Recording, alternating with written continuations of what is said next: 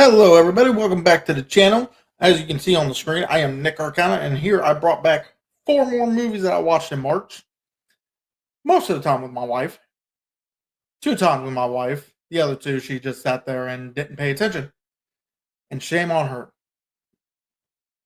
Anyway, so these movies, actually, one of them is not even an action. It's a complete comedy, has some action in it. And that is the first one we're going to talk about. And it is called The Comeback Trail, starring Robert De Niro, Tommy Lee Jones, and Morgan Freeman. A producer owes money to a loan shark, and in order to do that, he decides to try and scam insurances by hiring an older actor and then trying to unalive him in order to collect the insurance money to pay off the loan shark and get rich in the process. So I will say, with this kind of cast, it is actually hilarious because overall, I didn't even know Tommy Lee Jones was still acting, to be honest with you. So the minute I saw him on the cover of this movie, you can watch it on Prime. I immediately rented it. But things I liked about this movie is the acting is great. Movie is funny and even has some decent emotional scenes here and there. It's shot well. The coloring is pretty good and is lit well, so you see absolutely everything going on in this movie. The only downside of this movie is there was like a subplot, couple of subplots, and most of the time it didn't really go anywhere. And then also we get our villain just decides he's going to stop going for his own money. I'm sorry, I don't care if a loan shark likes an actor or likes a movie. There is no way a loan shark is going to then, who donated over $1 million to this guy, is going to allow him to get away. Yeah, just because he liked what he saw on screen.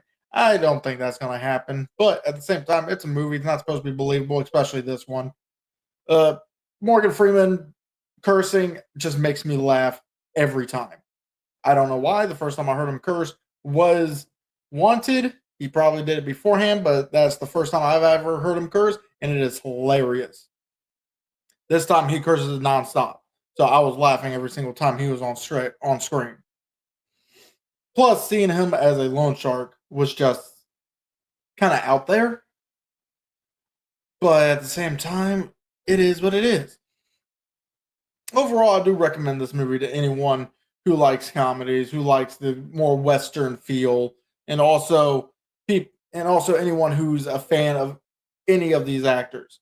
They all mostly Robert De Niro and Tommy Lee Jones have the spotlight, but Morgan Freeman is in it a decent amount. It is a fun watch. And the next movie I'm going to talk about saw it in theaters, and it is called Novocaine. Bank manager goes on a high action adventure to save his shit.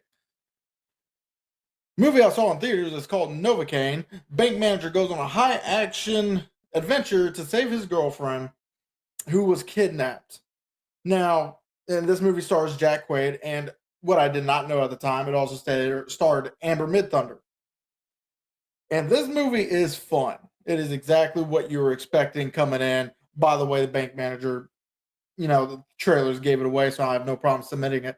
Bank manager feels no pain, which is why this kind of character who's never gotten into a fight before, who hasn't done much except get bullied his whole life, starts fighting back.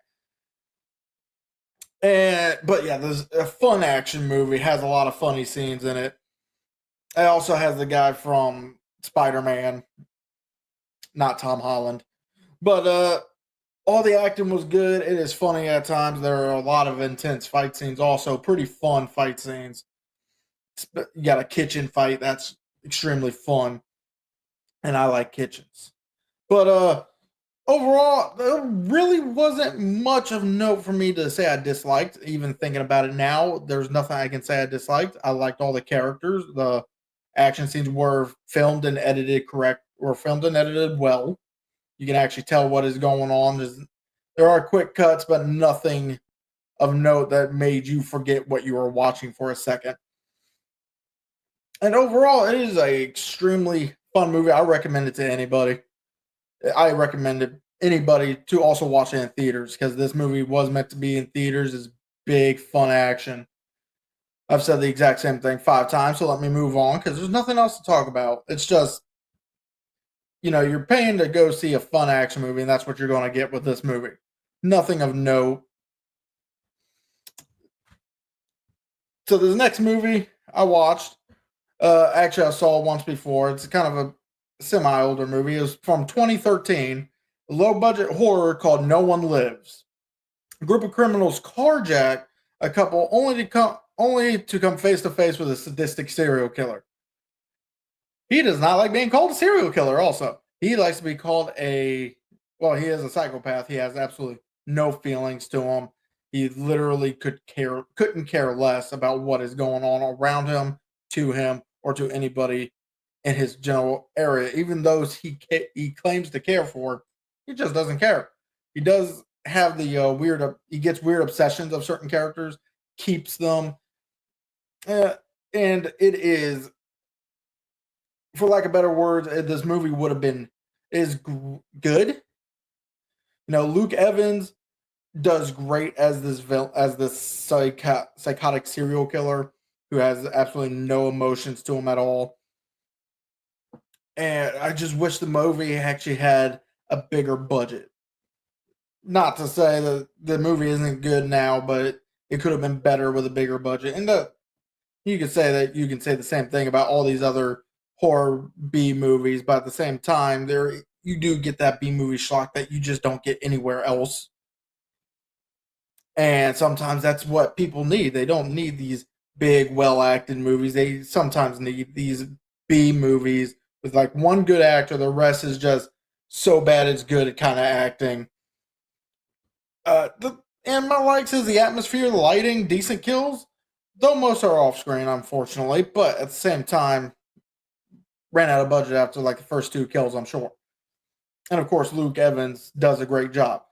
Things I disliked, you can say bad acting from everyone else, but again, with a B movie, that could be something you're actually going for. And it is very predictable. When you start watching this movie, you can tell, okay, this is going to happen, this is going to happen. Once you find out who our real villain is in the movie, you already know what's going to happen there. Only downside is there was one character in our hunted character side who just, for one scene, just becomes the most despicable human you can ever think of. And I'm just like, we already don't like this guy. You don't need to give us another reason not to like him. So just to give us the satisfaction of watching him die. We didn't need that. We already wanted to see that happen. But overall, I do recommend this to anyone who's into B horror movies. It was on Prime. You can watch it for free. $2.99. You can get it with no ads, but at the same time, if you don't, still free. Still a fun time to watch. This last one, just saw it last night, so it's a little more fresh in my mind. And to be honest with you, I've actually already forgotten about most of it. And the movie's called Working Man, a Jason Statham movie, and it's about a woman who gets kidnapped. A veteran hunts down the people responsible. I would say likes is good camera work. Good edit. It has some decent editing for the action scenes. Let's get to my dislikes. So this movie is boring. Just downright. What's bad is, so I saw that this was by David Ayer and Jason Statham, who both worked on The Beekeeper, and that is actually is a good movie in my opinion, just because it's a fun action movie, turn your brain off, enjoy. But this movie, when you see these two together, you see how the trailer puts it together. You're expecting this big high octane action movie, just like Beekeeper. And then we get a movie that is supposed to be more of a suspense thriller kind of thing, where the guy obviously doesn't want to go insane on everybody because he's trying to find a kidnapped girl before she gets killed or sold or whatever they were planning to do with her. So he's just trying to find her, and I just gotta say, he does a lot of stupid shit in this movie. He makes more work for himself trying to find her than he would have actually looking at these pictures. like you, and I'm going to spoil some parts of this movie for y'all because, to be fair, I don't want anyone to see this movie in theaters. You can wait until it comes out in streaming. It won't be long.